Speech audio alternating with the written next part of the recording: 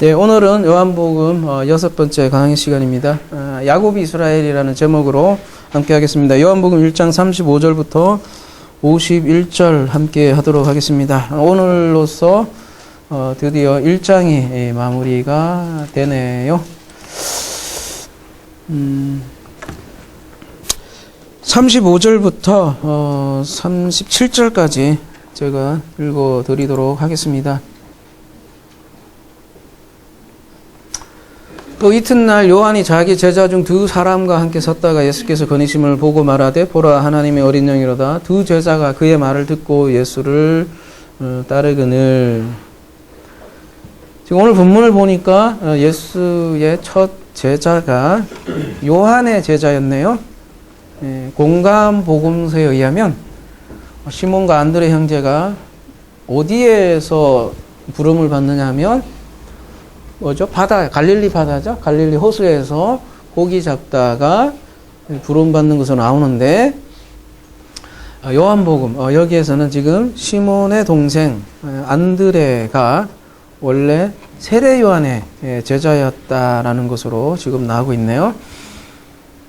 안드레가 지금 오늘 본문에 보니까 예수를 따른 이유는 요한의 권고가 있었기 때문에 따랐네요.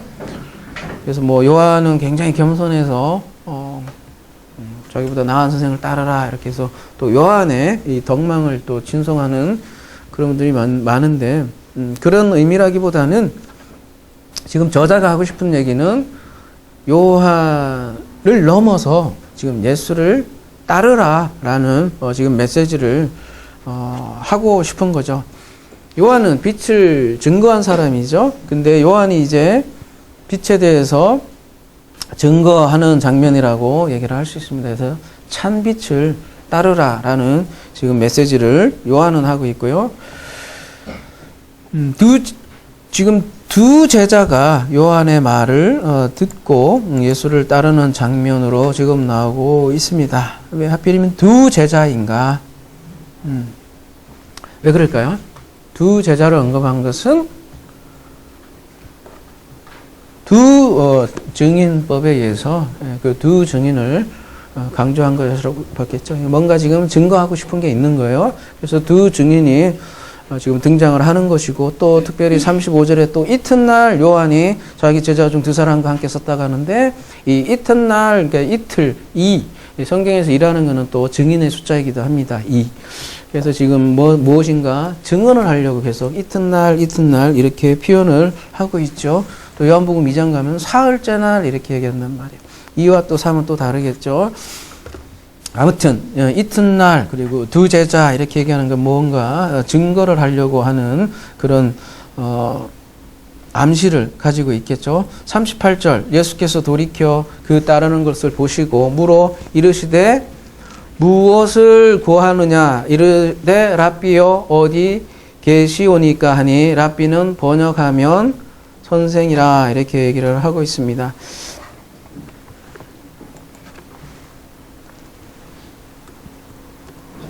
그래서 무엇을 구하느냐 이러니까 조금 감이 좀 떨어지는데요.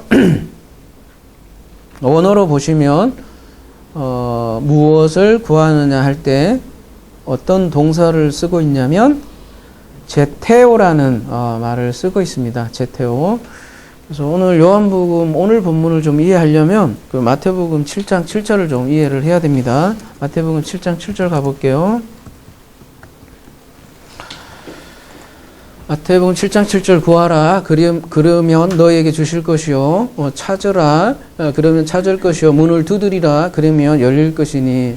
특별히 오늘 나오는 본문에 같이 공유하고 있는 동사는 제테오 있고요. 그 다음에 휴리스코 있고, 그 다음에 아노이고라는 동사가 앞으로 여러분이 이제 보일 거예요. 근데 마태복음 7장 7절에 이미 제테오, 그 다음에 휴리스코, 그 다음에 아노이고 이 세 단어가 똑같이 등장을 하는데요.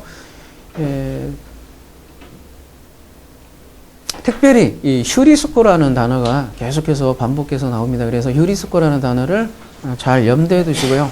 그래서 마태복음 7장 7절을 염두에 두고 오늘 본문을 또 보아야 될 것 같습니다. 그래서 오늘 본문은 이 마태복음 7장 7절에 극장판이다 이렇게 얘기할 수 있을 것 같습니다. 근데 마태복음 7장 7절은 그 진리가 열리는 그 어떤 과정의 서술이라면 스테이트먼트라고 한다면 요한복음 지금 오늘 본문은 스토리로 이렇게 전개해 나가는 거다 이렇게 생각을 하시면 될 것 같습니다. 그래서 이야기식으로 이 마태복음 7장 7절을 이어가는 스토리다 이렇게 생각을 하시면 될 것 같습니다. 그래서 요한복음으로 다시 돌아와서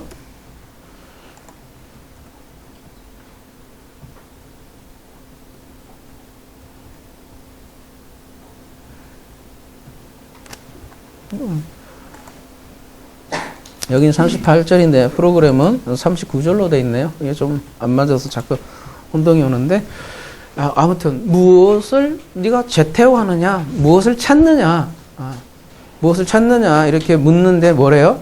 랍비여 어디 계십니까? 좀 와닿아요? 좀 뭔가 이상하죠? 이거 무엇을 찾느냐 그랬더니 뭐예요? 선생님이요 어디 계십니까? 이렇게 뭔가 선문답처럼 느껴지잖아요. 그래서 봅시다. 어디 계십니까? 이게 무슨 뜻이냐면 메노라는 동사를 쓰고 있는데요.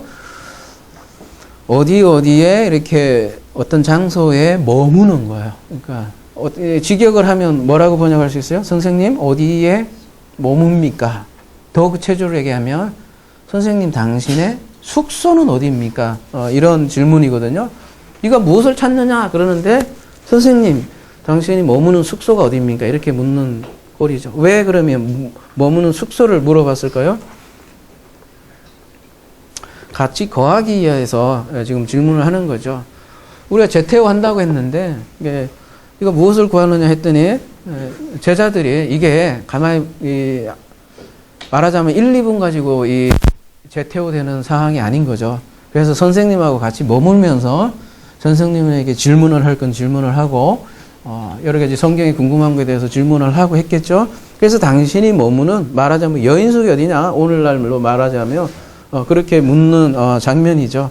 그래서 이 두 증인은 밤새라도 예수님하고 얘기하고 싶었던 거죠. 그리고 그들은 지금 선생님이라고 부르는데 랍비라고 부르는데요. 뭐 여기 번역하면 선생님이라 이렇게 하는데요. 이 랍비라는 거는 나의 큰 자여, 나의 주여, 나의 위대한 자여 이런 뜻이거든요.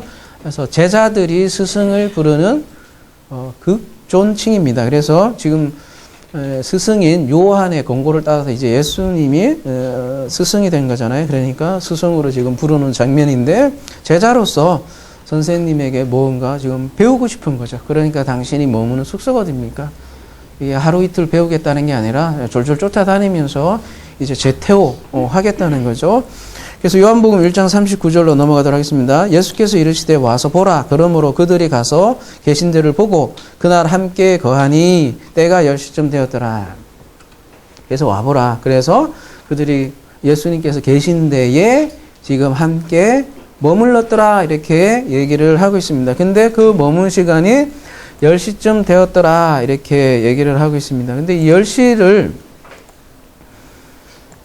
공동 번역에서 보면요.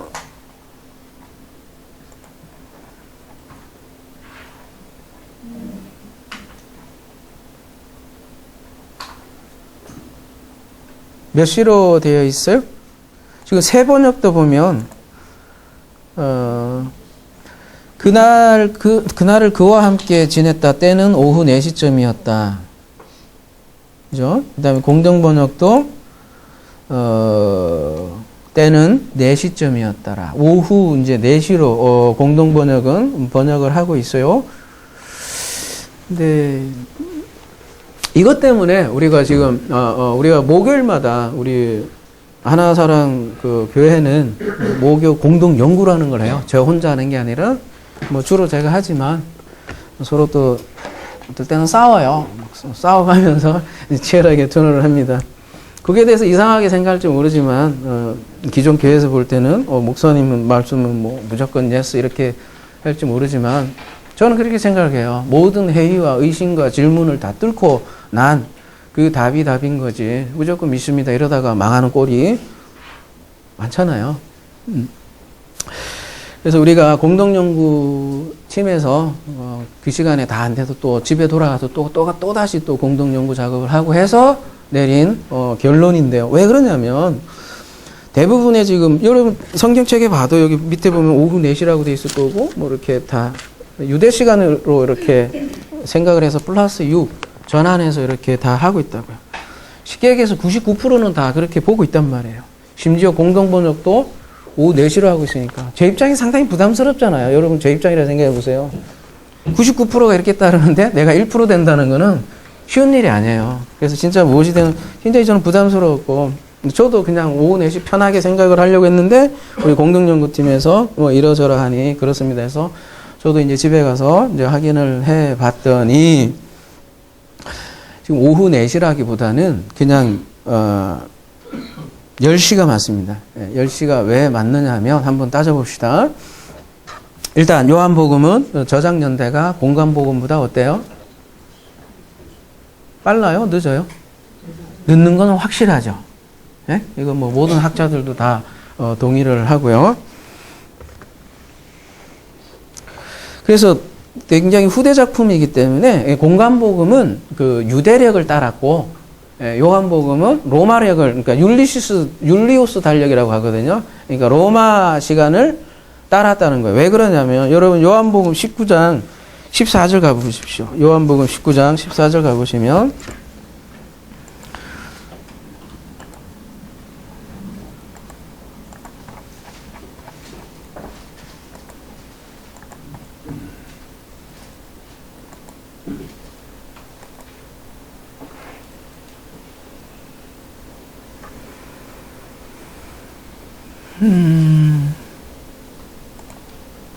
여기도 공동번역에 보면은 보세요. 자, 일단은 개역에는 보면 그래도 개역이 제일 공평한 것 같아요. 이날은 6월절의 준비일이요 때는 제 6시라 빌라도가 유대인들에게 이르되 보라 너희 왕이로다 이렇게 얘기를 했잖아요. 그 다음에 공동번역에는 뭐래요? 낮 12시쯤이었더라 아예 이렇게 그냥 대놓고 이렇게 번역을 아예 그냥 전환해서 바꿨단 말이에요.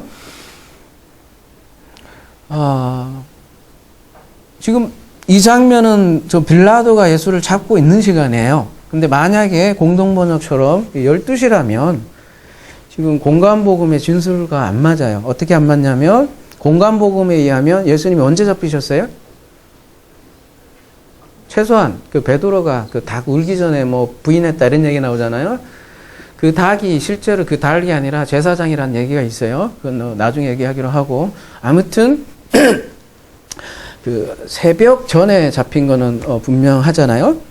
밤에 이제 기도도 하셨고 어쨌든 안나스에게 새벽 딱 울기 전에 끌려갔고 그 안나스 다음에는 그 가야바에게 끌고 갔는데 그 안나스가 그 대제사장의 장인이었죠.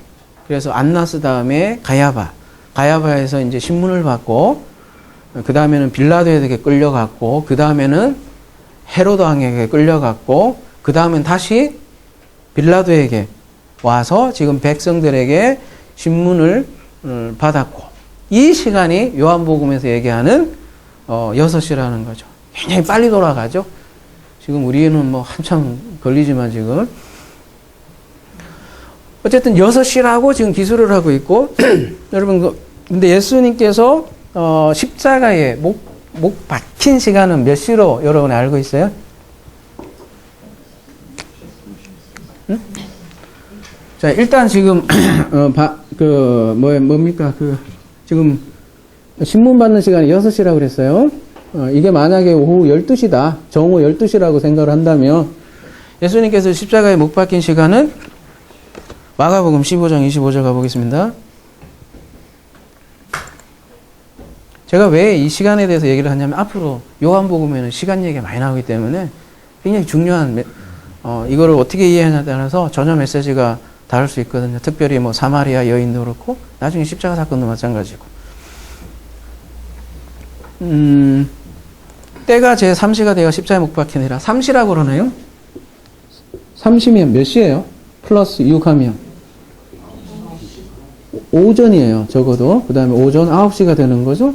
그 다음에 여기는 빌라도에게 잡힌 시간이 정오 12시니까 엄마 이게 십자가에 못 박힌 시간이 더 빠르네. 그죠? 여기가 돼 있네. 십자가가. 예. 그렇게 되잖아요. 그 다음에 오후 3시에 말하자면 9시에 그러니까 9시에 6시간 간격이네요. 오후 3시죠. 플러스 가면 3시에 죽음 이렇게 진술을 하고 있어요. 공관복음에는. 오후 3시인데 그럼 12시라고 만약에 요한복음에 6시가 12시면 빌라도에게 잡힌 시간이 십자가에 이렇게 못 박힌 시간보다도 어떻게 됩니까? 앞서게 돼요.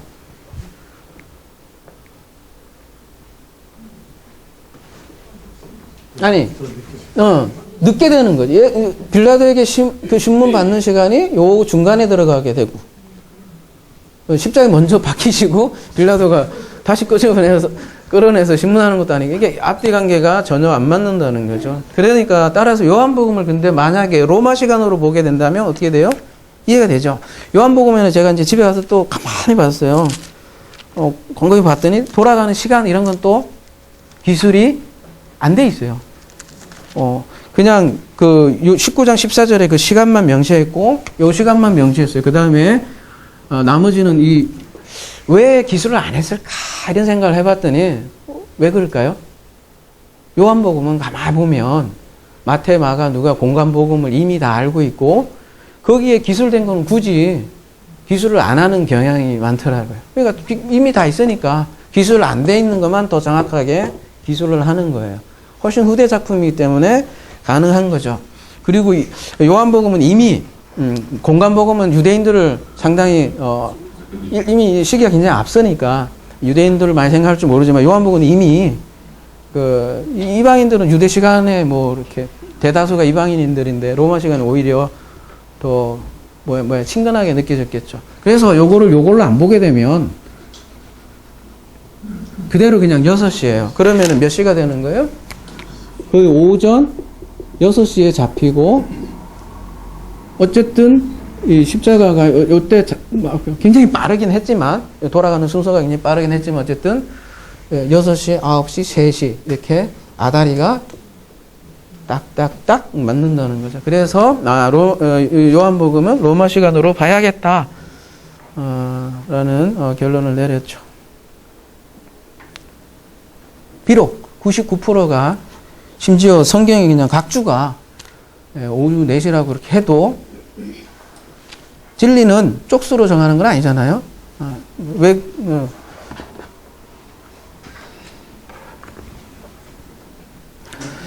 그러면 오늘 이제 본문은 로마 시간을 따른다고 본다면 다시 돌아오면은 몇 시가 되겠습니까? 10시가 되는데 오전이겠습니까? 오후겠습니까? 뭐 이렇게 그게 중요합니까? 뭐 이렇게 얘기할 수도 있지만 이왕 시간 얘기 나왔으니까 접고 가자 이거죠. 몇 시겠어요?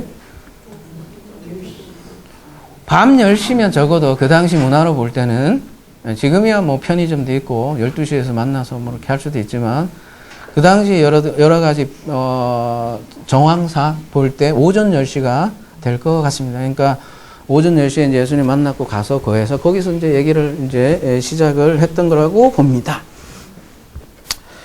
지금 시간을, 지금 거론한 거는 앞으로 나올 이제 시간 이제 얘기할 때 중요하기 때문에 미리 제일 처음에 나오기 때문에 제가 지금 로마 시간으로 지금 얘기를 한 거고, 이제 사마리아 여인 때 더 자세하게 한번 얘기해 보도록 해봅시다. 자, 그런데 예수님께서 오전 10시에 만났던, 오후 4시에 만났던, 하여튼, 요한복음에서는 로마 시간으로 이렇게 했는데 그거보다 더 중요한 의미는 그냥 10이라는 그 자체로 보입니다. 왜 그러냐면 요한복음 1장 39절에 제10시라 이라고 했는데 데카토스인데요. 데카토스의 뜻은 10번째, 열째라 이렇게 돼 있는데요.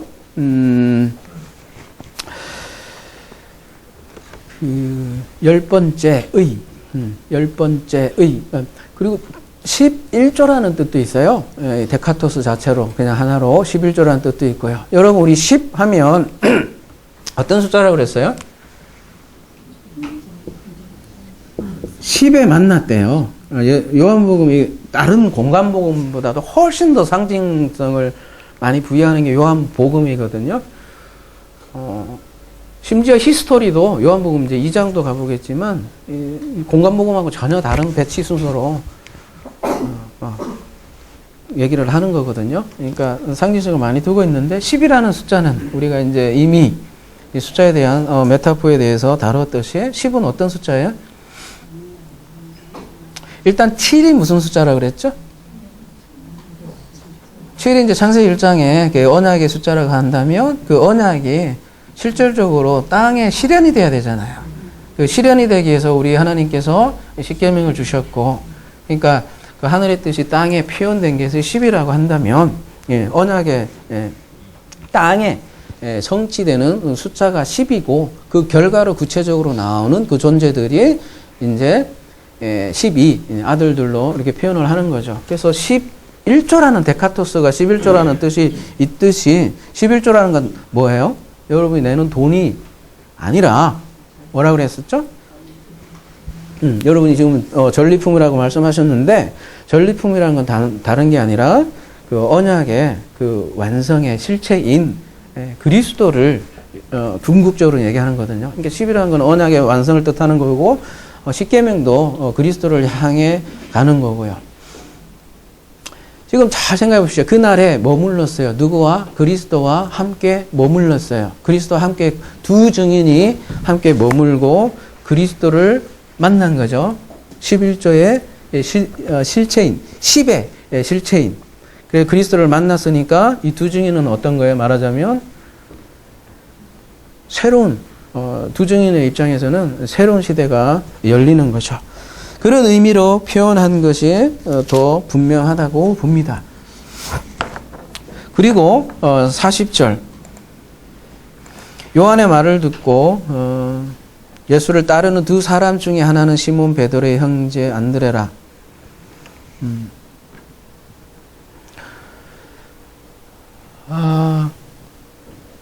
지금 세례 요한의 두 제자 중 하나가 누구래요? 안드레라고 이렇게 얘기를 하고 있습니다. 근데 이 안드레는 요한의 제자였고요. 요한의 권고를 따라서 예수님을 따랐다 그렇게 나오는데 마태복음에 의하면 안드레는 어떻게 부름을 받았죠? 낚시하다가 마태복음 4장 18절에 보면 거물 던지는 걸 보고 어부인 그들을 불러내는 그런 장면이죠. 근데 오늘 요한복음에서는 세례 요한의 제자였고 그렇게 부르신 장면. 마태복음은 뭐 예를 들면 이런 거예요. 너 고기 잡는데 따라와. 내가 사람 낚노부로 만들어줄게. 따라온 거고 요한복음은 어떻게 기술해요? 더 자세하게 안드레가 예수님과 함께 머물고 이렇게 치열하게 제테오하고 휴리스코 했다는 거예요. 그냥 뭐 따라와. 예. 이제 스토리를 간결하게 하니까 그렇게 한 거지. 사실 그 사람이 어떻게 그냥 따라와 이러면 예, 뭐 이러겠어요. 충분히 납득이 되고 그러니까 그죠? 유레카 하고 따라가는 거 아니겠습니까? 요한복음 그렇게 디테일하게 서술하는 장면이라고 할 수 있습니다. 근데 또 하나는 누구예요? 그러면 두 사람 중에 하나는 안드레라고 하는데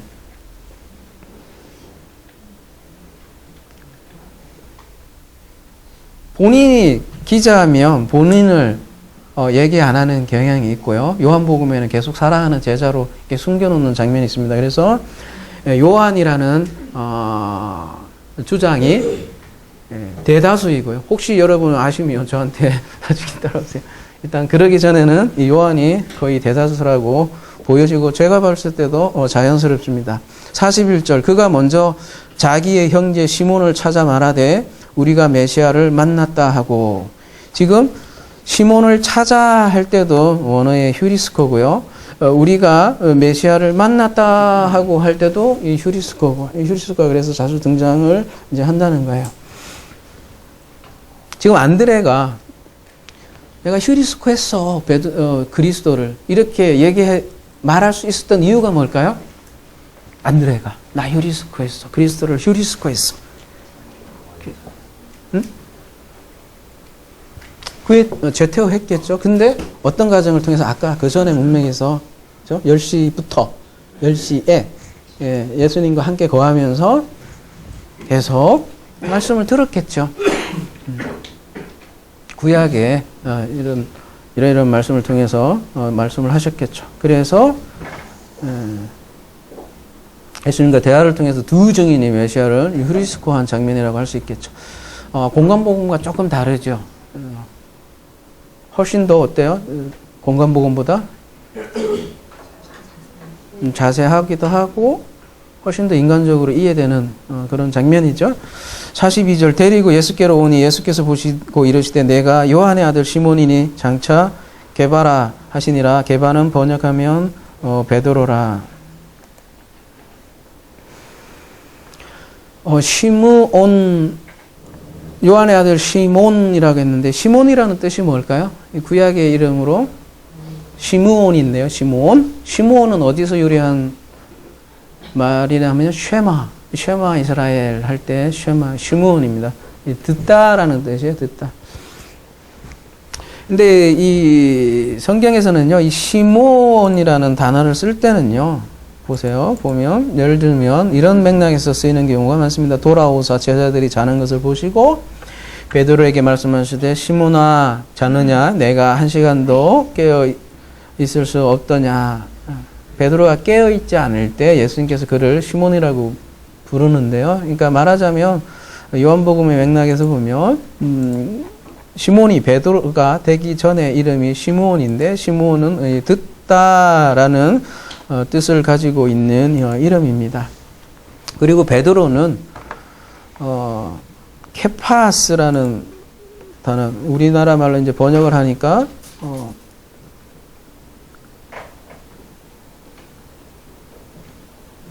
게바 이렇게 표현을 했는데요.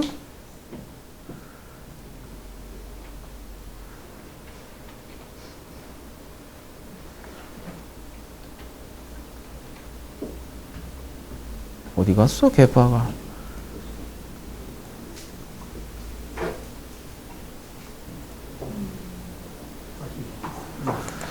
이게 오늘 본문하고 막 달라갖고 되게 케파스라고 되어 있는데, 그죠? 케파스. 반석, 이렇게 되어 있잖아요. 그죠? 반석이라는 뜻, 반석이라는 이런 뜻이죠? 그러니까, 그리스도는 자신을 뭘로 이렇게 많이 묘사를 해요? 돌로 이렇게 표현을 많이 하죠. 그죠? 그리고 저쪽에 뒤에 가면, 이제 마태복음 뒤에 가보면, 교회를 어디에다가 세운다 그래요? 반석 위에 세운다, 이렇게 얘기하잖아요. 근데 그 가톨릭은 또 그래갖고 베드로 위에 세운다, 이렇게 얘기를 하는데, 중성이거든요. 반석은 누구를 의미하겠어요? 그리스도죠. 베드로가 아니라죠. 그리스도 위에 교회를 세운다, 그 얘기를 하는 거죠. 그래서 베드로라는 이름은 시몬 들음으로 인해서 그리스도와 연합한 새 이름을 상징하는 게 베드로라는 거죠. 듣고 반석이 된다는 거죠. 그래서 성경에서는 이렇게 새 이름을 주는 장면이 많이 나오는데요. 이름을 주는 의미는 뭘까요? 그 주인이 그렇게 만들겠다라는, 그런 존재를 만들겠다는 그런 뜻으로 이름을 주죠. 요한의 아들 시몬이라고 했는데, 요한이라는 뜻이 뭐죠? 혹시 여러분 아세요? 요한. 여호와의 은혜, 뭐 이런 뜻, 여호와는 은혜롭다, 여호와의 사랑, 뭐 이런 뜻입니다. 그래서 시몬, 여호와의 은혜로, 쉐마의 들음, 여호와의 은혜로 듣게 하셔서 베드로로 만들겠다, 뭐 그런 얘기죠. 특별히 세례 요한의 이름이기도 해요. 그 다음에 저자의 요한복음 저자가 또 요한이기도 하고요. 그래서 세례 요한도 같이 이렇게 암묵적으로 깔고 있는 이름이고요. 그러니까 베드로의 아버지가 요한이기도 하겠지만, 그죠? 베드로의 이름이 요한의 아들이니까. 근데 그 맥락에는 그 세례 요한의 맥락도 같이 들어가는 거죠. 그래서 세례 요한의 목배임을 후에, 그죠? 그리스도가 본격적으로 사역을 하지 않습니까? 그리고 요한은 더구나 앞에 요한복음 1장은 계속해서 요한 얘기가 나오고 제자들도 특별히 요한의 제자들이라고 지금 강조를 하고 그 요한이 또 예수를 따르라고 하고 그래서 요한이 목배임 이후에 그리스도가 사역을 하고 그런 여러 가지 정황으로 봤을 때 요한은 그리스도를 예비하는 자이고요. 마찬가지로 베드로도 근데 지금 요한의 아들 베드로야 이렇게 얘기하는 그런 맥락은 베드로도 어쨌다는 거예요. 목배임을 당하고 베드로가 될 거라는 것을 지금 깔고 있죠. 요한의 제자였던 안드레 그리고 요한의 아들 시모나 이런 전체적인 맥락은 요한의 제자들은 어떻게 돼야 된다는 얘기예요? 목배임을 통해서 그리스도의 제자가 되어야 한다라는 것을 지금 메시지로 계속 전하고 있죠. 요한복음은. 그리고 그 요한의 제자들이 어떻게 그리스도의 제자들이 되어 가는가라는 이렇게 기술을 하고 있는 거죠. 그래서 43절. 이튿날 예수께서 갈릴리로 나가려 하시다가 빌립을 만나 이르시되 나를 따르라 하시니 빌립은 안드레와 베드로와 한 동네 벳세다 사람이라. 마가복음에 의하면 베드로는 어디 사람이에요? 예수님은 주로 어디서 사역을 했죠? 공관복음에 의하면 특별히 가버나움이라고 그러죠. 가버나움. 근데 오늘 요한복음은 벳세다 사람이래요. 그러면은 공관복음과 또 진술이 다른데 이걸 어떻게 봐야 되겠습니까? 여러분 이렇게 생각하시면 될 것 같아요. 제가 고향이 경북 상주 율리인데요. 이렇게 얘기할 수 있잖아요. 제가 청리에서 옛날에 활동했다. 근데 내 고향은 율리예요. 근데 율리는 너무 조그마한 동네야. 그래서 그냥 사람들이 알아볼 수 있는 내가 청리에서 아니면 더 크게는 내가 상주에서 활동했다. 이렇게 얘기를 한다고요. 근데 그 고향은 어디예요? 제 고향은? 아주 홍반에 율리라는 총고석이란 말이에요. 마찬가지로 가버나움이 더 큰 이렇게 더 문맥으로 포함되고 벳세다는 더 조그만 구체적인 동네란 말이에요. 그러니까 지금 요한은 벳세다라고 딱 더 디테일하게 지금 얘기를 하고 있고요. 또 동시에 그 벳세다를 통해서 얘기하고 싶은 게 있는 거예요. 자, 요한복음에는 사람 낚는 어부 그런 기사가 없다고 그랬어요. 대신에 토론하고 이런 장면으로 나오는데 그런 장면들이 그럼에도 불구하고 사람 낚는 그 작업이라는 걸 한마디로 그냥 벳세다 사람이라고 해버리는 거예요. 왜 그러냐면 벳세다라는 그 이름 자체가 무슨 뜻이냐면은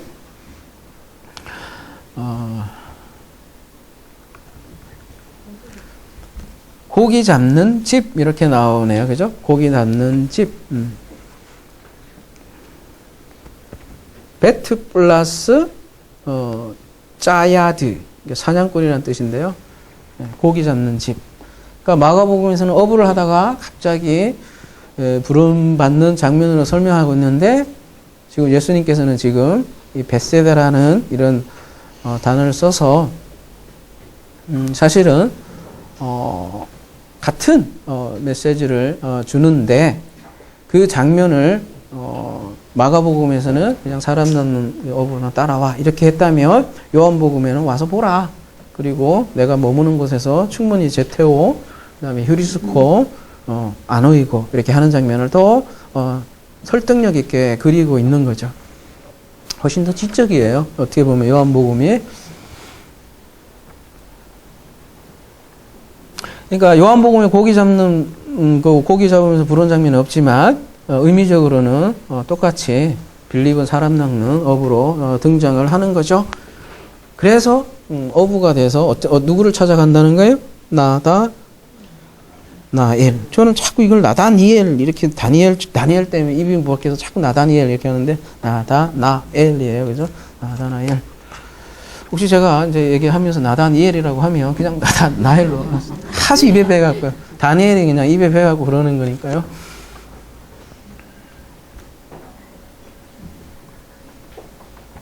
(45절) 보도록 하겠습니다.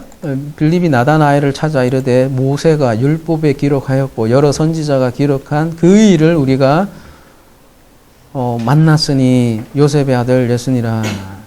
여기서 또 보면 빌립이 나다나엘을 휴리스코, 빌립도 나다나엘을 찾았어요. 예수님도 보면 빌립을 어때요? 만나 이렇게 했지만 빌립을 휴리스코 하고 이런 계속 휴리스코를 강조하고 있어요.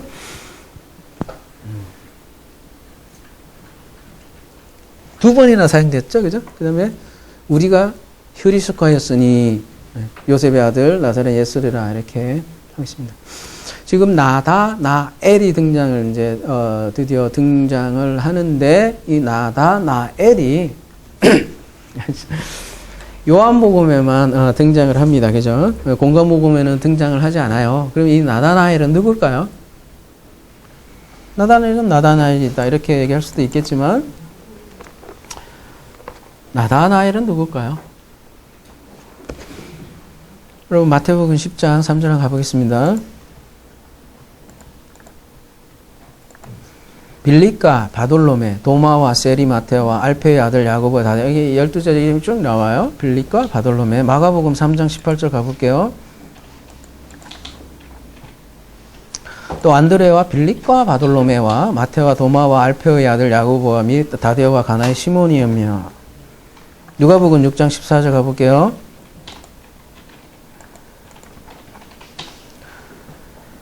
곧 베드로라 이름을 주신 시몬과 그의 동생 안드레와 야고보와 요한과 빌립과 아들 바돌로메와. 제가 무슨 얘기를 하고 싶어서 이러는 거예요?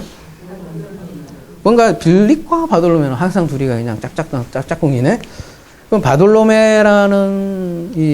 바돌로메는 이름일까요? 뭘까요? 바돌로메 뜻이 뭘까요? 사람 이름이에요? 그렇지 않아요. 바르 플러스 톨마이의 아들.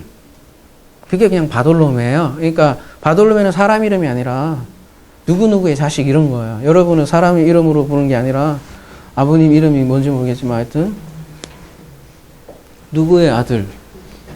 제가 이제 실명 가면 안 되니까 우리 한성도님 이렇게 얘기하지 않고 누구의 아들 그 시기 누구의 아들로 이렇게 한 게 바돌로메라게 톨마이란 말이에요. 그의 아버지 이름이 자기 본명이 아닌 거예요. 근데 요한은 어떻게 해요? 지금 아예 여러분 요한복음 21장 2절 보면 갈릴리 가나 출신이라고까지 아주 구체적으로 묘현을 하고 있고 요한은 굉장히 디테일해요. 그래서 가명 그러니까 누구의 아들 말고 아예 그냥 실명을 거론을 하자는 거죠. 그게 나일이라는 거죠.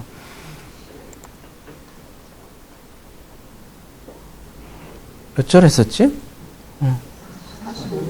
45절로 돌아가겠습니다.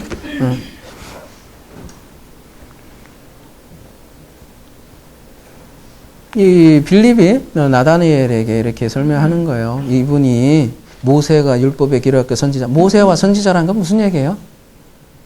다 합쳐서 구약. 구약에 메시아가 기록되어 있는데 이분이 바로 메시아다 이렇게 얘기하는 거예요. 그 성경에 기록한 그리스도가 나사렛에 사는 예수다. 지금 요셉의 아들 예수다 이렇게 얘기를 하는 거예요. 그 얘기를 딱 듣고 나다나엘이 뭐라고 그래요? 나다나엘이 이르되 나사렛에서 무슨 선한 것이 날 수 있느냐. 빌립이 이르되 와서 보라 하니라. 무슨 얘기예요?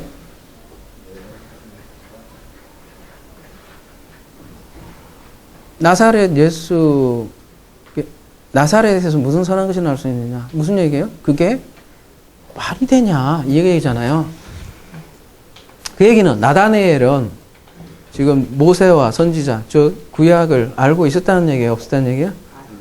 그는 구약에 대해서 관심이 많았던 사람이죠.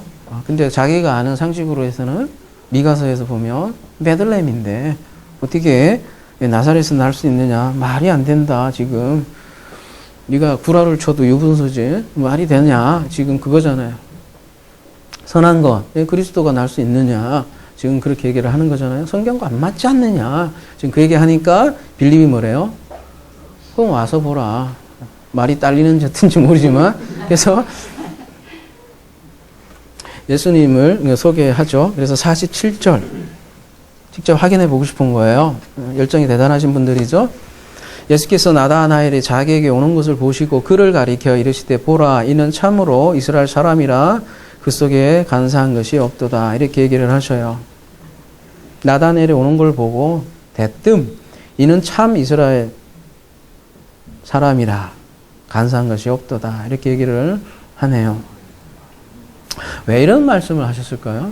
이 나다나엘은 되게 뭐 착한 사람이 뜻일까요?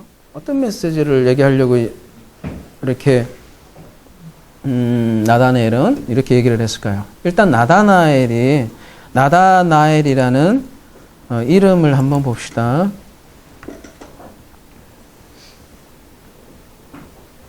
여기는 48장인가요? 40. 여기는 또 맞아요? 맞나요?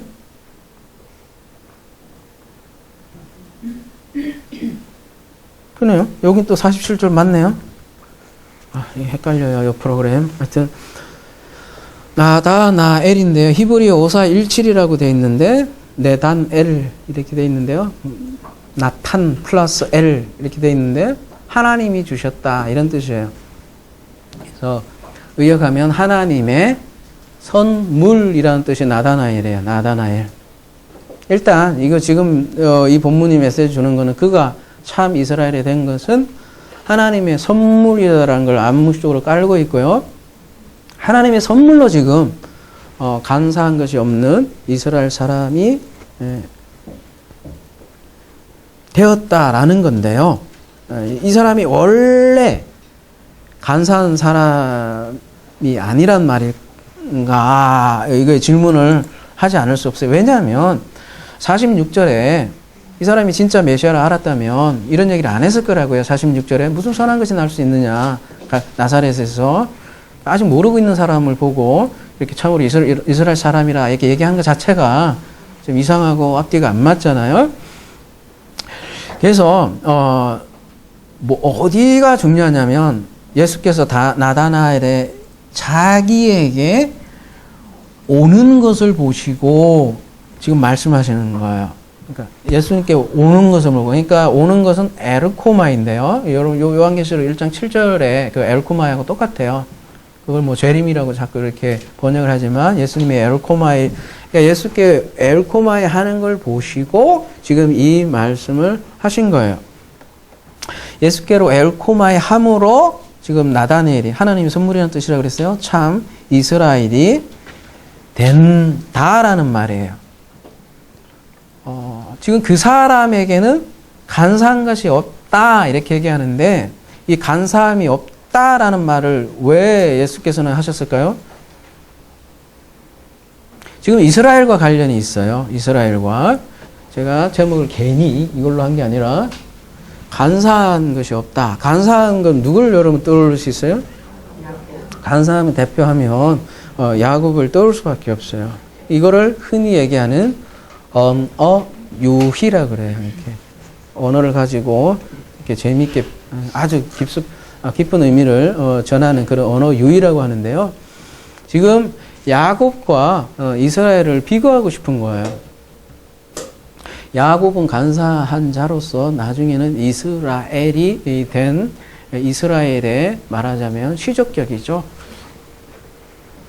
그래서 지금 나다나엘은 야곱이 아니라 이스라엘 사람일 거라는 거예요. 어떻게? 그 이름이 주어졌듯이 하나님의 선물로 은혜로 지금 예수께로 옴으로 인해서 엘코마이 함으로써 그가 야곱이 이스라엘로 될 거라는 거죠. 여러분 야곱은 어떻게 이스라엘이 되었어요? 그 유명한 약복강 사건의 그죠? 씨름이죠. 그죠? 여러분 얘기하는 씨름은 어떤 씨름이라고 했어요? 이만기가 삿바 잡고 하는 그런 씨름이 아니잖아요.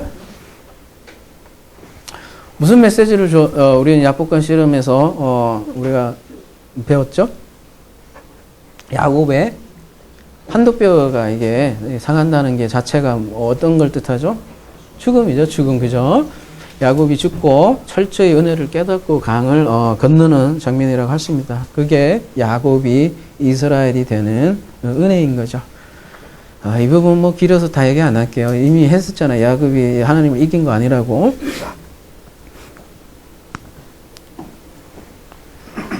하여튼 야곱은 그 축복 달라고 막 죽으라고 매달리잖아요. 어떻게 보면 그 은혜의 매달림이죠. 그래서 야복강 씨름 사건이 바로 야곱의 엘코마이 그러니까 하나님의 엘코마이 사건이 야곱의 씨름 사건이었죠. 마찬가지로 지금 하나님의 선물이라는 뜻을 가지고 있는 나다나엘도 그 씨름을 한 사람이에요. 왜 그렇게 말할 수 있을까요? 왜 나다나엘도 씨름을 한 사람이다? 뭔 근거로? 48절 나다나엘이 이르되 어떻게 나를 아시나이까? 예수께서 대답하여 이르시되 빌립이 너를 부르기 전에 내가 무화과 나무의 아래에 있을 때에 보았느니라. 무화과 나무의 아래에 있었기 때문이에요. 무화과 나무 아래에 있는 것과 야곱의 씨름과 무슨 상관이 있을까요? 이 무화과 나무에 대해서는 제가 BMW 때 아마 했던 것 같아요. 무화과 나무 쪽에서. 여러분 간단히 얘기하자면요. 오늘 관계된 것만 얘기할게요. 열왕기 상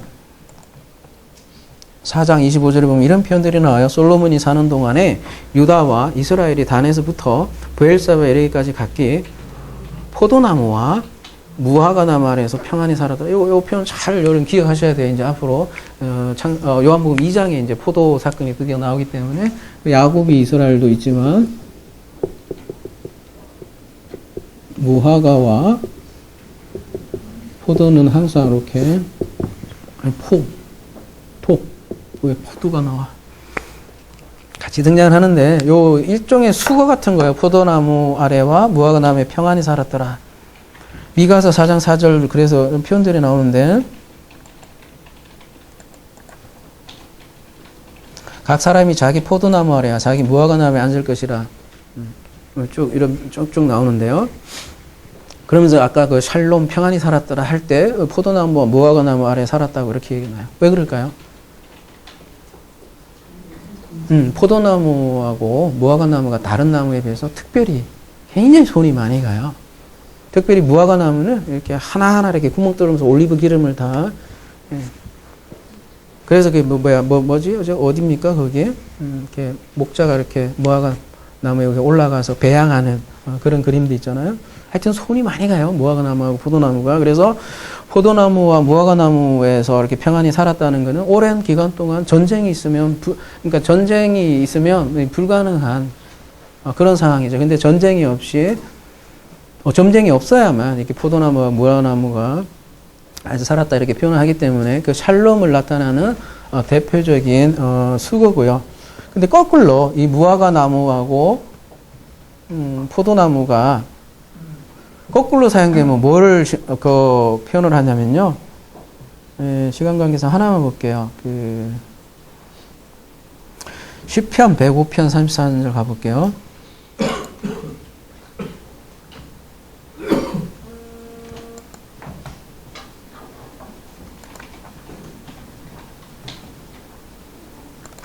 그들의 포도나무와 무화과 나무를 치시며 그들의 지경에 있는 나무를 찍으셨도다.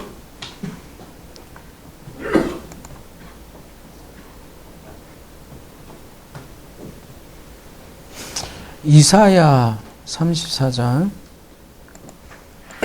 4절 하늘의 만상이 사라지고 하늘이 두루마같이 말리되 그 만상의 세자나무 포도나무 잎이 마른 같이 같고 무화과 나무 잎이 마른 같으니라. 이렇게 거꾸로 무화과 나무하고 포도나무 잎이 마른다 이러면은 어떻게 되는 거예요? 자, 포도나무와 무화과 나무가 하나님 나라를 상징한다 그랬어요. 근데 거꾸로 이 잎이 마르면 오히려 또 심판에 사용하는 게 무화과 나무하고 포도나무예요. 특별히 자, 오늘 그래서 무화과 나무는 하나님 나라를 상징을 해요. 왜 그러느냐를 이제 여러 가지 생각을 해볼 때, 자, 무화과 나무 아래 있을 때 네가 보았노라. 무화과 나무 아래에서 무엇을 했을까요? 나다나엘은? 왜, 여러분 말씀을 이제 봤을 거다 이렇게 생각하지만 왜 그러냐면요. 그 당시에는 그 회당이라는 게 있잖아요. 시나고그가 있었는데, 그 회당이라는 거는, 좀, 그것도 뭐, 우리 교회도 마찬가지로 교회 설립하려면 뭐, 세례교인 15인 이상 뭐 이런 식으로 얘기를 하잖아요. 조그만 동네는 회당을 짓지 못하고 좀 큰 동네 돼야 그래도 그 회당을 짓고 그랬어요. 그래서 조그만 동네는 회당도 없었어요. 특별히 아까 그 베세데라고 그랬잖아요. 아주 조그만 동네란 말이에요. 그러니까 회당이 없단 말이에요. 회당이 없으면 사람들이 어디서 그 토라를 묵상을 했냐면 바로 이 무화과 나무라는 거죠. 무화과 나무가 잎이 넓고 그래서 이 그늘도 잘 치워지고 이래서 무화과 나무 아래에서 토라를 연구한 곳이 무화과 나무. 그래서 무화과 나무 아래 있다 이러면은 하나님의 말씀을 묵상했다 이런 관용적인 아예 표현이라고 할 수 있습니다. 그러면 나다나엘이 무화과 나무 아래에서 토라를 공부했을 텐데, 그죠? 제테오 했죠? 제테오 진리를 찾던 간절히 구하던 일종의 우리가 뭐 요즘 얘기를 하면 구도자였던 거죠. 무화과 나무에서 진리를 간절히 추구한 사람이 나다나엘인데 그런 나다나엘에게 네가 무화과 나무의 아래에 있다 보았다. 이렇게 얘기를 예수님께서는 하셨죠. 무화과 나무라는 건 정말 많은 메타포를 가지고 있는데 최초로 창세기에서 나오는 무화과 나무는 그 아담과 하와 부부가 무화과 나무 잎으로 옷을 해 입었다고 얘기 나오잖아요. 그럼 이게 언제 옷을 해 입은 거예요? 선악, 지식, 나무를 취한 후에 자신의 부끄러움을 가리기 위해서 이 무화과 나무 잎으로 취해서 만들었잖아요. 그리고 이 무화과 나무는 자기 힘으로 하여튼 무언가 하려고 하는 거에 그래서 상징으로 쓰이곤 한 거죠. 근데 인간 스스로 만든 그 무화과 나무 잎으로는 그 부끄러움을 가릴 수 없다. 그런 메시지를 주기 위해서 어떻게 해요? 하나님이 다른 옷을 입혀주시죠. 어떤 옷이죠? 가죽 옷으로 입히시죠. 그러니까 창세기 3장도 마찬가지로 율법을 통한 복음을 알려주기 위해서 그런 그림으로 우리에게 알려주는 거죠. 또한 예수님께서는 그 신약에 와보면 무화과 나무를 저주하는 사건이 나오죠. 왜 저주를 했죠?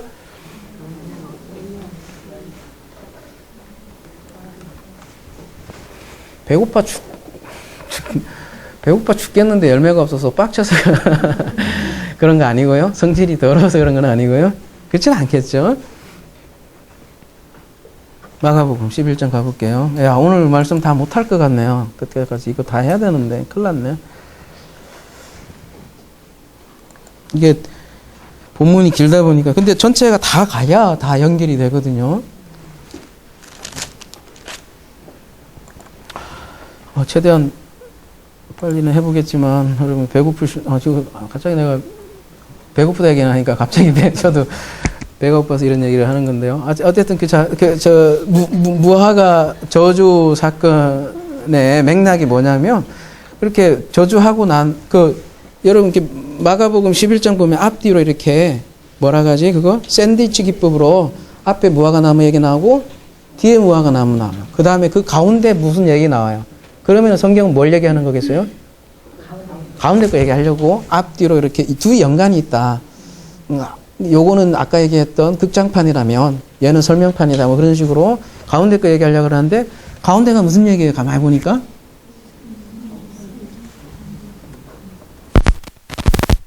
이게 이제 요한복음 2장에 나오는 그 성전 뭐 청결이라고 하는데 성전 청결이 아니라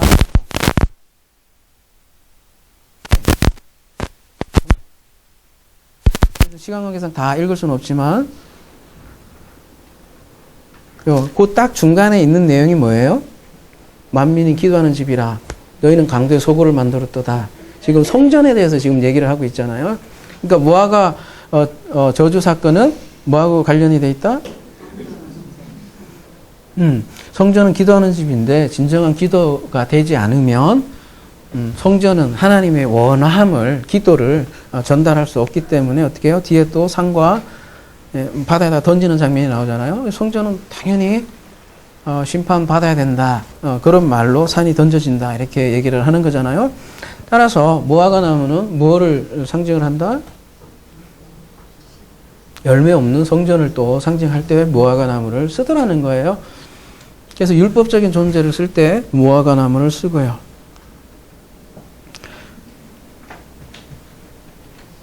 근데 이 무화과 나무는 아까도 말씀드렸듯이 손이 많이 가는 이 나무라고 그랬습니다. 그래서 그 올라가서 바늘로 이렇게 일일이 다 뚫어야 돼요.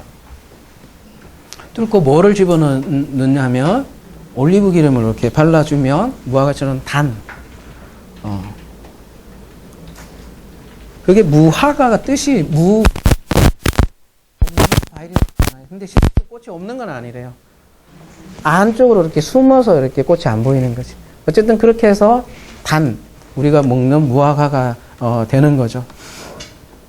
그래서 하필이면 올리브 기름을 이렇게 발라준다는 것 자체가 봐서 또 올리브가 가지고 있는 메타포가 있잖아요. 그죠? 무화과 나무는 반드시 성령의 기름 받음으로 인해서 열매가 맺는다. 이런 얘기가 나오고, 그래서 삭개오는 또 어디로 올라가 있어요? 무화과 나무에 올라가 있고 그 열매를 예수님께서 이렇게 취하는 장면으로 나오고 있잖아요. 그러니까 무화과에 올라가 있는 삭개오나 사실은 이 무화과 나무 아래에 있는 나다나엘이나 똑같은 메시지인 거죠. 올리브 기름인 예수를 만나야 한다. 이렇게 얘기를 하는 거죠. 마찬가지로 지금 율법의 나다나엘은 율법에 상당히 관심도 많고 어떤 메시아인지 더 아니까 상당히 관심이 많았죠. 그래서 무화과 나무 아래서 이 메시아를 묵상을 했었고, 근데 이제 무화과 나무에서 올리브를 발라 후 그리스도가 나다나엘이, 그러니까 예수가 지금 올리브 기름으로 말하자면 나다나엘에게 나타난 거죠. 그리고서는 나는 네가 무화과 나무의 아래에 있는 것을 보았다. 그 얘기는 보았다 이런 말은 나는 네가 무화과 나무에서 무슨 생각을 하고 있는지 난 알고 있다. 그러니까 뭐라고 그래요? 오, 깜짝 놀라잖아요. 자기 깨고 있었죠. 그리고 이게 요한복음이 굉장히 짧게 서술돼 있지만 아까도 말씀드렸지 가서 매너 하신 거 머물러 계신 곳에서 둘이 얘기를 하는 거잖아요. 근데 얘기를 하다 보니까 나다니엘의 생각을 꿰뚫고 있는 거죠.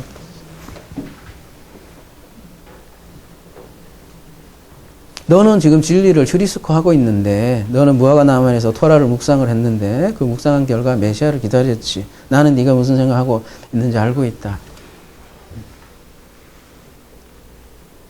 그러면 네가 묵상하고 있는 메시아는 누구니? 뭐니? 누구니? 그런 질문을 하는 거겠죠. 그래서 뭐라고 그래요? 나다나엘이?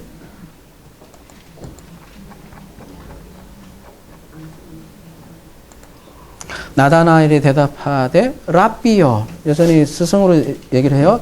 당신은 하나님의 아들이시여 당신은 이스라엘의 임금이로소이다. 여러분 이 고백이 어떻게 보여요? 여러분 눈에는? 요한복음에서 나오는 완벽한 메시아에 대한 고백 같아요? 어떻게 보여요? 하나님의 아들이고 이스라엘의 임금이라고 되어 있지만 왕이 더 자연스러울 것 같은데 이스라엘 왕이다. 어떠한 고백으로 보여요?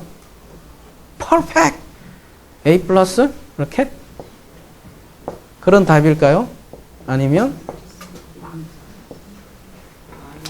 뭔가 하나의 부족함이 있는 고백일까요? 여러분 어떻게 생각하세요? 부족함이 있는 것 같아요? 나다니엘은 간사함이 없다며요. 왜 부족함이 있다고 볼 수 있는 거예요? 바로 50절 때문에 그래요. 자, 예수께서 대답하여 이르시되 너는 A뿔이라 이게 아니라 내가 너를 무화과 나무 아래에서 보았다 함으로 믿느냐? 이보다 더 큰 일을 보리라. 지금 뭐 한가 빠져 있는 거예요. 뭐 하나. 더 큰 일을 보리라. 지금 나다나엘이 예수를 하나님의 아들 이스라엘 왕이라고 고백했는데, 이거 지금 몇 분 지났죠? 1시간 넘었죠?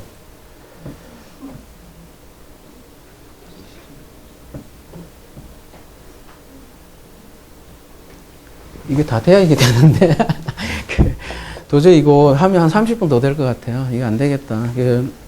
어쩐지 이게 좀 본문이 길었어요.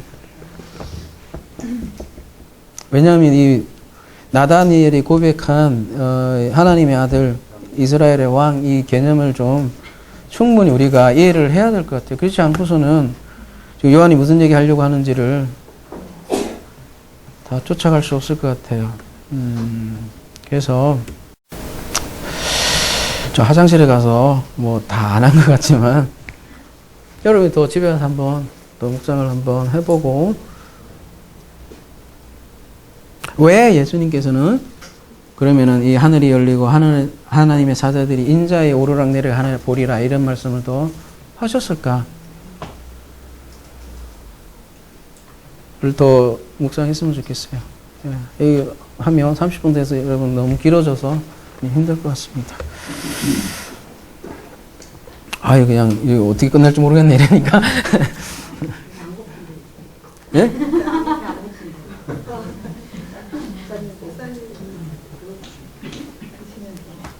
너무 길 것 같아서요.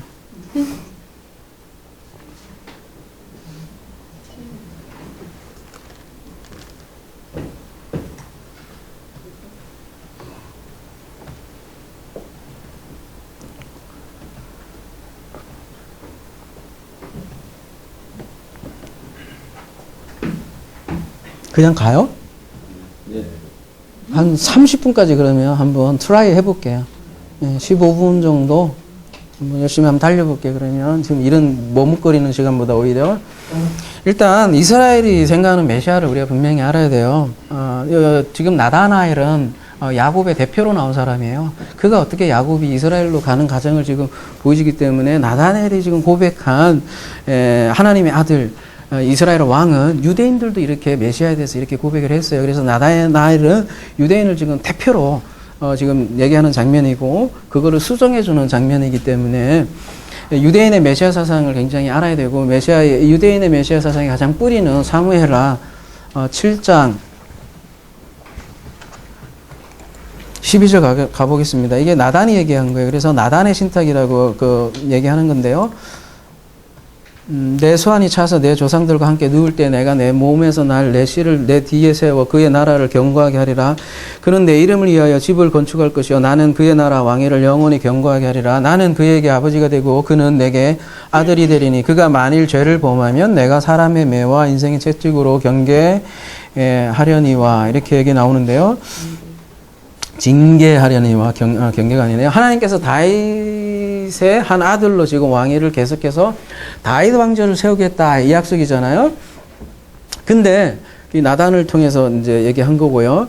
그래서 다윗 왕조가 성립되었는데 누가 지금 솔로몬이 다윗의 씨로 이제 하나님의 아들이 되었고 하나님의 백성이 그러니까 이스라엘을 통치했고 솔로몬이 뭐를 지어요? 전을 지었죠. 그래서 이 다윗 자손이 그러니까 솔로몬이 왕위에 오를 때에 그 등극시라고 이렇게 뭐죠? 대통령 하면 나는 우리가 대한민국 하듯이 그 당시에 등극시라는 거를 이렇게 쫙 한 거죠. 제일 유명한 게 뭐 있죠?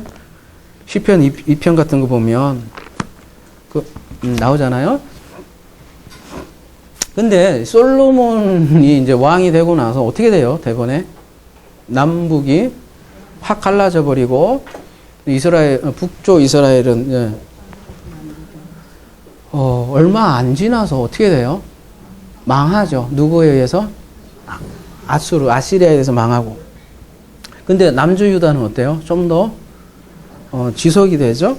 그래서 그런데도 불구하고 결국은 BC 586년에 바벨론에 의해서 패망하고 말이죠.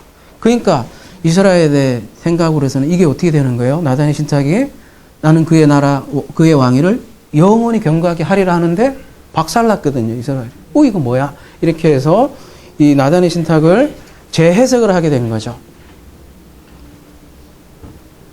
그래서 그들이 가지고 있는 메시아는 어떤 식으로 다시 생각을 하게 되냐면, 이게 단순히 그 다윗 왕조만을 얘기하는 건 아니고, 메시아가 반드시 다시 와서 그 다윗 왕국을 세우겠구나. 그렇게 이 말씀이 다시 보인 것이죠. 이게 유대인들이 가지고 있는 그 메시아의 가장 보편적인 민속 메시아 사상이라는 거죠. 나다니엘이 고백한 게 바로 그 메시아예요. 그래서 이 메시아는 어떻게 해야 되는 거예요? 이방 민족을 정복을 하고 풍요와 번영을 선사하는 그런 강력한 메시아 고백이었죠. 그러니까 예수님께서는 어떻게 돼요? 자, 다시 오늘 본문으로 오면 또 이르시되 진실로 너희에게로니 굉장히 강시할 때 아멘 아멘 레고스 진실로 너희에게로니 하늘이 열리고 하나님의 사자들이 인자에 오르락 내리락 하는 것을 보리라 하시니라. 그러니까 하늘이 열리고 마지막 이제 안 오이고 나다니엘은 아직 안 열린 거죠. 근데 하리라 하시리라 보리라 하늘이 열려야 된다 이거죠. 근데 지금 하늘이 천사들 위에 천사들이 인자위에 오르락 내리락 하는 것을 얘기를 하고 있는데 인자. 근데 또 여기서 아주 중요한 단어가 나오네요. 우리나라 말로는 그냥 인자 이렇게 돼 있지만 정확히 얘기하면 그 사람의 아들 얘기를 하는 건데 그리고 오르락 내리락 하리라 천사들이 오르락 내리락 하리라 사자들인데 안겔로스예요. 천사들이 오르락 내리락 하는 거는 어디를 배경으로 하고 있을까요? 야곱. 예, 그래서 자꾸 야곱하고 이스라엘을 지금 대비해서 나온 거예요. 야곱의 꿈 이야기거든요.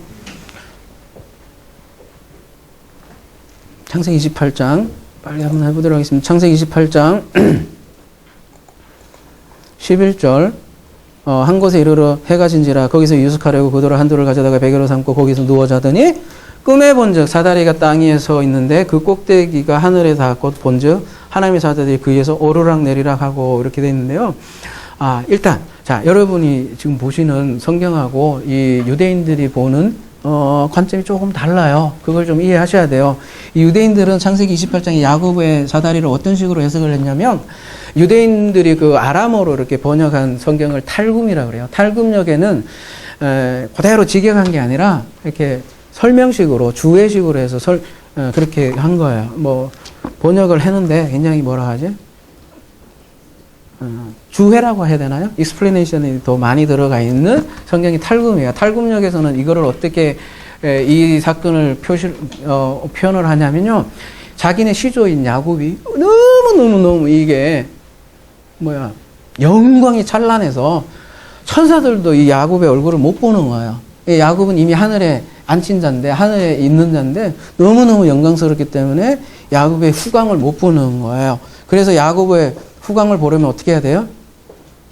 사다리 타고 내려와서 이 인간 모형인 야곱을 보고서 그 영광을 봤다. 이런 식으로 실제로 탈굼에서는 해석을 하고요. 그만큼 우리의 시조는 영광스럽고 우리는 하나님의 아들이고 하나님의 백성이다. 이런 자부심을 가지고 있던 사람들이 유대인이에요. 근데 지금 이스라엘에 처한 상황은 어떤 상황이에요? 이방인들에게 지금 잡혀 있잖아요.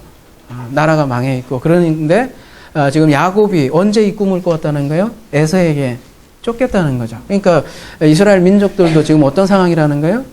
지금 에서에게 쫓기는 그런 신세란 말이에요. 근데 나중에 야곱이 다시 회복을 하잖아요. 마찬가지로 우리 이스라엘 민족도 그렇게 회복될 거다 이렇게 생각을 하는 거죠. 그러니까 그 야곱에 대한 그다음에 유대인들의 그 프라이드라는 거는 대단한 거죠. 이 창세기 28장에 의해서 이게 이 유대인들이 생각하는 말하자면 그대로 흔히 신학적으로 이거를 유대인들이 생각하는 언약 신학이라고 얘기를 한다는 거죠. 그리고 인자라는 단어는 예수님께서 왜 인자라는 단어를 썼냐면은 다니엘서를 염두에 두고 얘기한 거거든요. 둘이 합친 거예요. 이제 다니엘서 7장인데요. 그것도 마찬가지예요. 다니엘서 7장에 보면 환상이 나오죠. 네 짐승이 나오잖아요. 네 짐승들은 뭐를 상징을 하죠? 그 이방 국가들, 이방 왕들을 상징을 하잖아요. 그 짐승의 모습인 것과 달리 그래서 그 사람의 아들이라고 이렇게 표현하는 거예요. 짐승과 다른 이방 민족과 다른 그 사람의 아들, 그거를 인자라고 이렇게 다니엘서는 표현을 하는데, 다니엘서 7장 내용이 뭐냐면 그 하늘에 여자들이 있는데 옛적부터 항상 계시니 이제 하나님이죠. 하나님에게 그 사람의 그 아들이 왕위를 이어받는, 그래서 하나님께 다가가는, 구름 타고 온다가 아니라 구름 타고 하나님께 가서 왕위를 이어받는 장면, 그러니까 하나님의 아들이 하나님의 왕권을 이어받는, 위임받는 그런 장면을 다니엘서 7장 이 내용이거든요. 똑같죠. 시편 2편의 그 맥락하고도 같고. 그래서 다니엘서 7장 18절에서 28절 보면 그런 내용이에요. 이방왕들이 하나님의 백성들을 무참하게 이렇게 핍박할 거지만 결국에는 그들이 심판당하고, 성도들은 지극히 높은 하나님의 어자들이라고 되어 있어요. 보면 다니엘서 7장 보면 보좌가 하나가 아니라 성도들은 하나님의 보좌 위에 이제 앉게 되고 하나님 나라를 받게 된다, 이렇게 얘기를 하고 있죠. 이게 굉장히 소망을 주는 메시지죠. 다니엘서 7장이. 그러니까 예수님께서는 이 유대인들이 가장 보편적으로 생각하고 이러한 생각들, 그 야곱에 대한 생각들, 다니엘의 그 인자에 대한 생각들을 다 가져와서 이거를 수정하는 작업을 지금 해 주기 때문에 지금 51절 굉장히 중요한 본문이에요. 왜냐하면 이 1장 51절에 의해서 앞으로 요한복음 2장, 3장, 4장을 쫙 펼쳐나간 거예요. 우리가 흔히 얘기하는 7가지 표적이라고 하잖아요. 그 표적들이 다 이거 이제 설명하려고 하는, 아까 마태복음 7장 7절에 극장판이라고 했는데, 이제 요한복음 2장 2장부터는 1장 51절에 쫙 극장판이라고 할 수 있을 것 같습니다. 근데 그 다니엘서 7장 7절에 너희들은 그렇게 알고 있는데 그 사람의 그 아들이 이제 뭐예요? 그러니까 저 나다니엘이 하나님의 아들이다, 이런 이 개념하고 예수님이 하나님의 아들이다, 이 개념하고 똑같은 200, 500이지만 지금 수정을 하고 있는 게, 여러분 아들이라는 개념이 뭐예요? 아들이다 할 때는 강조하는 게 있잖아요. 신부다 이럴 때는 또 강조하는 게 있고, 연인이다 이렇게 할 때는 강조하는 부분이 있고, 친구다 할 때 이럴 때는 강조하는 부분이 있단 말이에요. 하나님의 아들이다 이러면 뭐를 강조하는 거예요? 상속이에요, 상속. 예. 근데 다니엘서에 의하면 그 사람의 그 아들은 그리스도를 상징하지만 성도들의 대표로 나와요. 그리고 성도들도 상징을 하는 거죠. 그래서 요한복음은 그 사람의 그 아들이, 모노게네스가 아들들을 창조할 거다. 그래서 하나님 나라를 만들 거다. 근데 그 방법이 사자로서 메시아가 아니라 앞에는 뭐라 그래요? 그래서 어린 양이다. 어린 양으로서 이루는 하나님 나라를 얘기하는 거죠. 어린 양이란 건 뭐예요? 힘이 아니라, 그죠? 자기 죽음으로 이 하나님 나라를 건설하겠다, 그 얘기잖아요.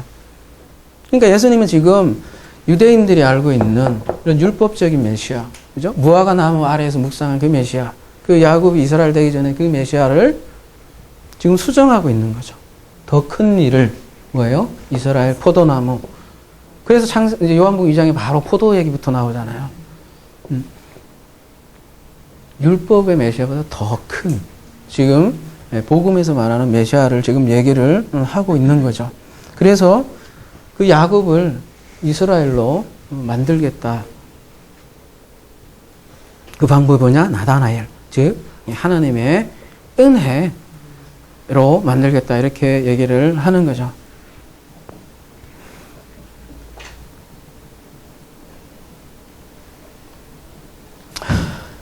그래서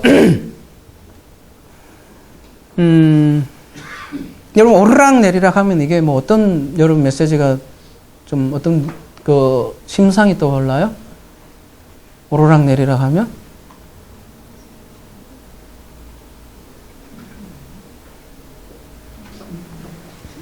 흔히 뭐 사다리 개념으로 많이 생각이 되잖아요. 오르락내리락 하니까. 그래서 근데 요한복음은 이거를 뭐라고 얘기하냐면 딱 한마디로 얘기해서 오르락내리락 한다는 건 뭐예요? 하늘과 땅이 이어진다는 얘기잖아요. 요한복음에서는 이걸 한마디로 뭐라고 그래요? 로고스라고 얘기하잖아요. 그 로고스가 지금 니들이 생각하는 다니엘서 7장의 그 인자는 바로 이 로고스야. 이 로고스를 통해서 이제 하늘과 땅이 하나 될 거야. 하늘의 뜻이 땅에서 이루어질 거야. 그거를 10이라고 하고 열에서 그래서 만났다고 얘기를 하는 거죠.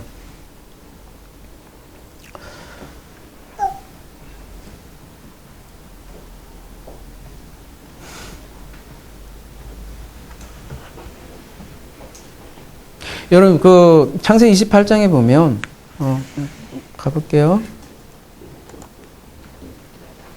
이제 다 끝났어요.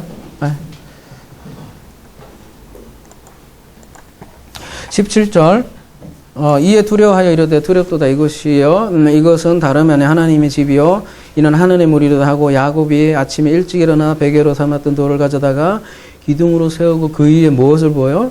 그래서 이제 기름을 붓고 그 이름을 베델이라 했다 이렇게 얘기를 하고 있습니다. 기름을 붓죠. 기름 똑같죠, 그죠?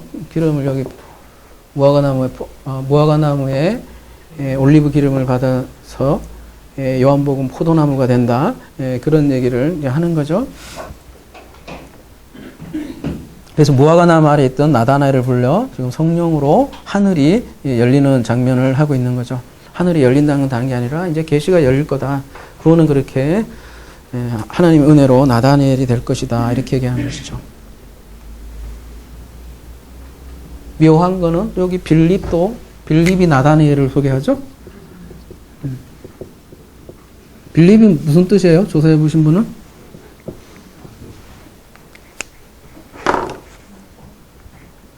말 탄자였던가요?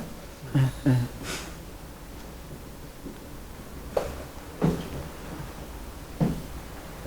성경에서 말을 탄다는 건 무슨 의미예요? 자기 힘을 의지하는 사람들이잖아요. 그죠? 자기 힘으로 전쟁하는 사람들. 근데 지금 그건 이제 은혜를 얘기하고 있어요. 좀 묘하죠? 자, 정리하겠습니다. 그래서 오늘 본문은 마태복음 7장 7절에 제테오 휴리스코 안의구 과정을 자세하게 소개시켜 준다고 얘기할 수 있겠습니다. 그래서 예스케로 엘코마이 하면 야곱이 이스라엘이 된다. 하늘이 열린다. 그래서 율법에서 복음을 만나게 된다. 하늘이 열릴 거다. 그 하늘에 열리는 사건은 이제 가나의 결혼 장면에서 시작을 하고 물이 포도주로 변하잖아요. 다른 말로 하면 무화과나무가 포도나무 된다고 얘기할 수 있습니다. 아무쪼록 이렇게 우리가 이제 요한복음을 통해서 저와 여러분이 이렇게 어떻게 돼야 되겠어요? 마태복음 7장 7절의 용어로 의하면 하늘이 열렸어요. 그죠? 하늘이 열렸어요. 야곱이 이스라엘 된 자기 자신의 존재를 확인하는 시간을 확인하는 거죠. 이미 하나님께서 시작하셨으니까. 그런 귀한 시간이 됐으면 좋겠습니다. 찬송가 41장 함께 하겠습니다.